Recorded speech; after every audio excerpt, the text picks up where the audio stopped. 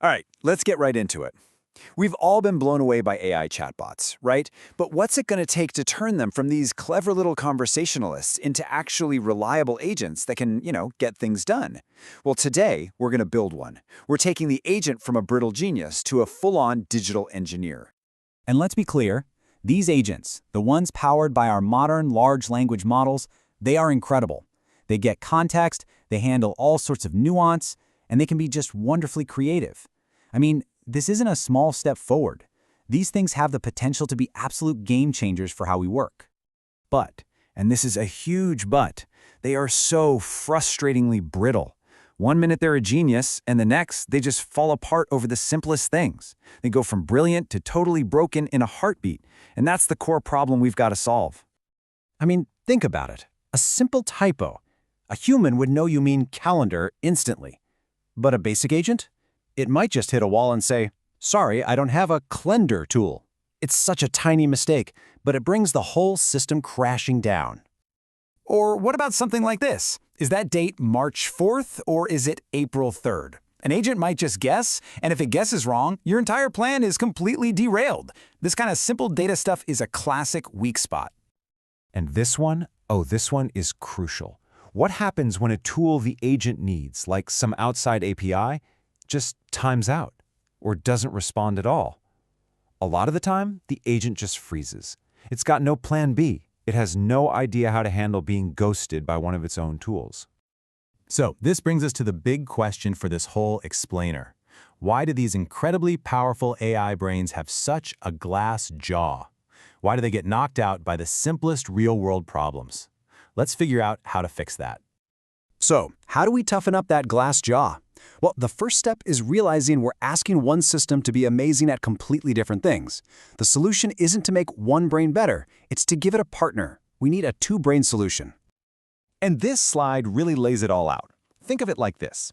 The LLM is your creative genius. It's flexible, it's brilliant, and it's amazing at understanding messy human requests. Its partner is the no-nonsense engineer, a system of strict, hard-coded rules or heuristics. Simple, unbreakable, if this, then that logic. The rule of thumb is easy. Use the creative genius to understand what people want, and use the strict engineer to protect the system and keep it safe.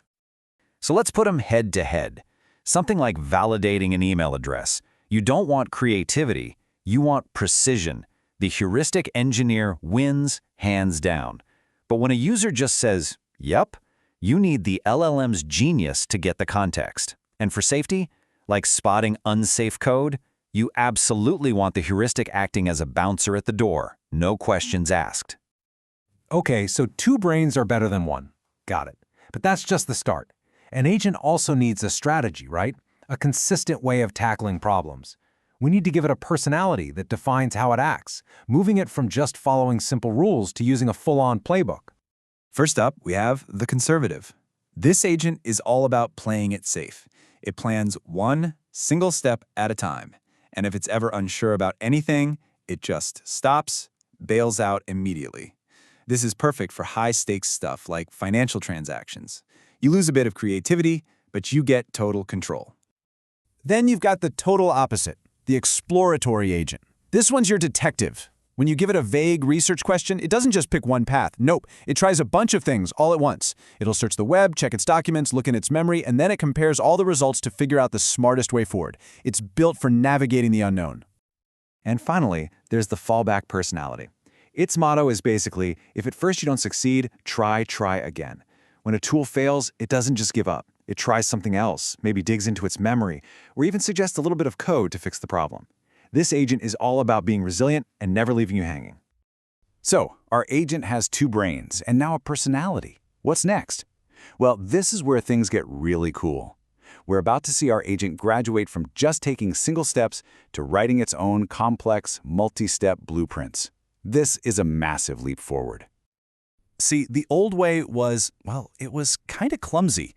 The agent would look at your request, pick one tool, use it, then look at the problem all over again. It's slow, it's expensive, and it's really easy for the agent to lose the plot on a complicated task. So here's the game changer. The new way is to have the agent write its own plan in Python. Instead of just picking one tool, it generates an entire function that maps out the whole sequence of steps, complete with logic for checking its work and handling errors. The agent literally becomes a developer on the fly. An agent that can write its own plans is amazing, but we all know the real world is messy. Stuff breaks. So the final stage of its training is all about learning to be resilient, to survive failure, remember what happened, and in the end, get the job done. And the path to that resilience really boils down to 3 key skills. First, it's got to learn to survive failure without just quitting. Second, it needs a memory so it can remember what's worked before and what hasn't. And third, it needs to be able to track its own progress through one of those complex plans it wrote. To help it survive, we give it something called adaptive planning. Think of it like a video game. We give the agent a limited number of retries, like lifelines. So if a tool fails, it doesn't just stop. It can use one of its lifelines to intelligently try a different approach. And this connects right to memory. The old stateless agent basically had amnesia. Every single request was brand new to it.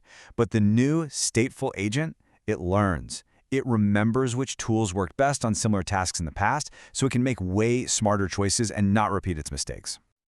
Finally, to track its progress, we give it planner introspection. It's pretty much an internal to-do list. As you can see here, for a big plan, the agent keeps a running log of which steps are done, which ones failed, and which ones are still pending. This way, it always knows exactly where it is, without having to waste time and money rethinking everything.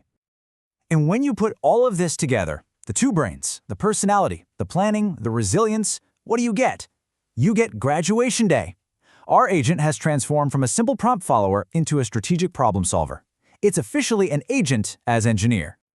Just look at this whole workflow. It's beautiful. Step 1, it gets the input. Step 2, it immediately checks its memory for clues. 3, it generates that brilliant Python plan. 4, it executes the plan, using its lifelines to handle any bumps in the road. 5, it keeps track of its progress with that internal checklist. And finally, step 6, it updates its memory with what it learned. It's a full, intelligent, adaptive loop. You see, this isn't just about making AI less annoying. It's about fundamentally changing what it can do. So the final thought I want to leave you with is this.